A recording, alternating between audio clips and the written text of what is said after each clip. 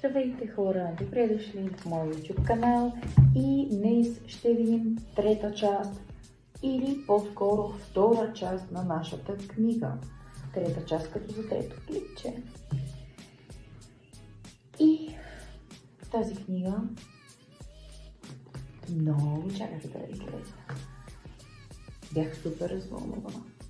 Ето бележката и припомнете така втората част от поредицата на Алексия. До сега говорихме за 6 изпепелени рози и как Миша и Вел бягат и са вече на Ришански земи. Но те не знаят, че Рейн е вече на власт. Рейн, който уби бащата на Орая и взе властта на баща й. И сега Ришаните пак са на власт. Но Орая разбира, че тя е наследница на Винсент, нейния вителен баща. Вителен, what the fuck. Приемен баща, нали се води?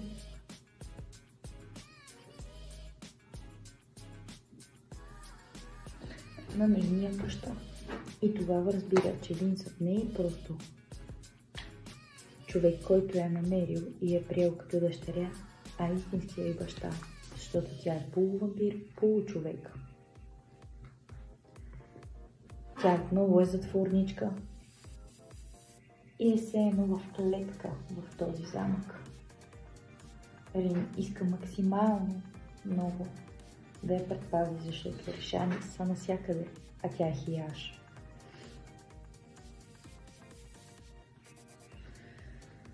Двамата имат много странна връзка. Орая го мрази, задето уби баща й, но още не може да го мрази изцяло, защото той е взел сърцето и тя много го обича. Но, естествено, Орая е твърдоглава и няма да се остави на един мъж да я контролира. Прави опити за бягство, но естествено неуспешни. Прави преврат заедно с дадени хияжи, военачалничката на хияжите. Намира огледало, с което може да се свързва с военачалничката на хияжите. Но превратът е неуспешен. Лишаните са прекалено много и хияжите не могат да ги победят. Затова се отстъпват. Но Орая и Рейн са на мисия да намерят нещо, което баща й е скрил. Нещото, което е склонно дори и на Алексия да се смекчи. И това е останките от съпруга на Алексия. Първоначално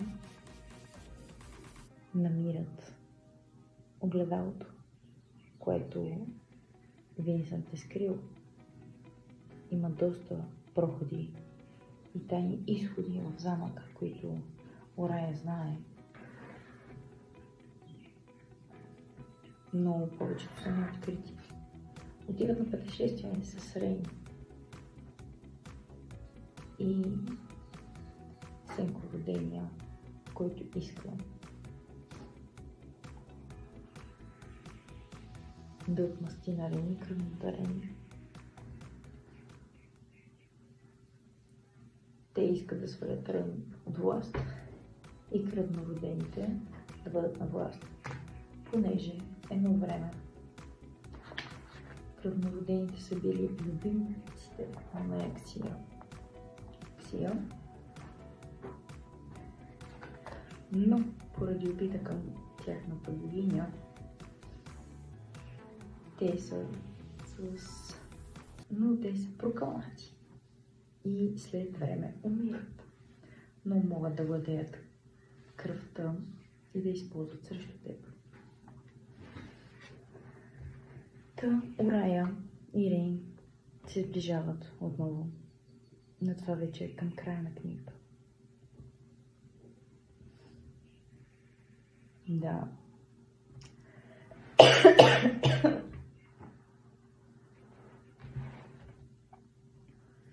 намират кръвта на съпруга на Наексия, богинята Наексия. И се започва една война, в която кръвнородените искат да я вземат.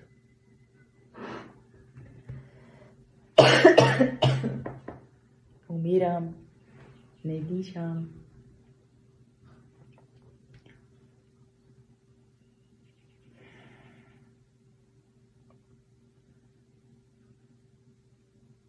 Благородникът, който Рейн ненавижда и както него го ненавиждат, става могъщ чрез прокълнати вещи на богове и има просто нечовешка и невампирска сила.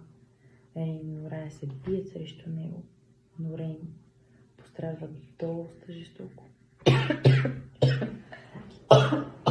Не мога.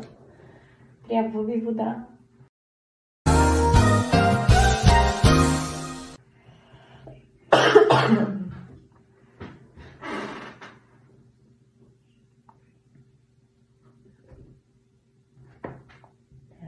Стигнахме до Орая, така. Доста трудно спечелва битката с Рейн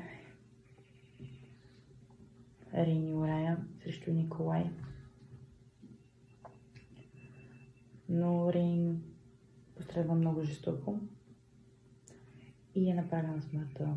Призовава богинята на майка си, която и дава връзката користите и ги свързва заедно. Но Наексия не може да го направи, защото двата рода, Ришани и Хияжи, приключват с тях. Какво ли ще стане за тях, ще разберем в следващата книга. Това е всичко до тук. Благодаря ви за гледането и до нови срещи!